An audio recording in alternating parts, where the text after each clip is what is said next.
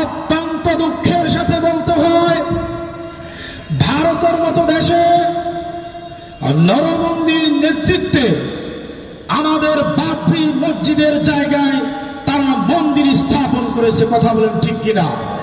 কিন্তু পৃথিবীর ইতিহাসে এমন কোন ইতিহাস নেই যেখানে মন্দির ভেঙে মসজিদ স্থাপন করেছে। মুহূর্তে এখানে কি উদ্দেশ্যে উপস্থিত হয়েছি কম বেশি আমাদের সকলেরই জানা আছে।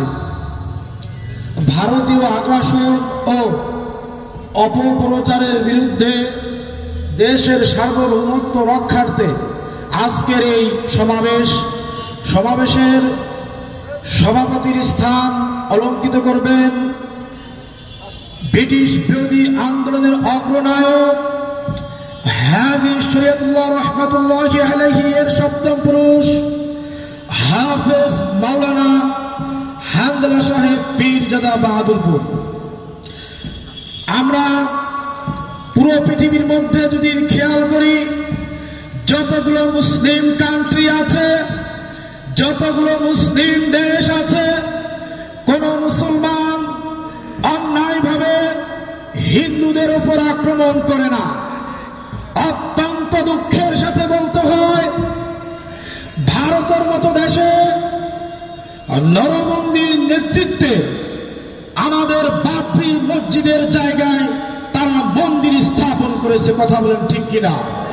কিন্তু পৃথিবীর ইতিহাসে এমন কোন ইতিহাস নেই যেখানে মন্দির ভেঙে মসজিদ স্থাপন করেছে। কিন্তু হিন্দুরা মুসলমানদের উপর যেভাবে ষড়যন্ত্র করে এবং ইসলামের বিধি বিধান পালন করার ক্ষেত্রে তারা যেভাবে ষড়যন্ত্রমূলক আচার আচরণ করে, কখনো মুসলমান তাদের বিরুদ্ধে এমন আচার আচরণ করেনি।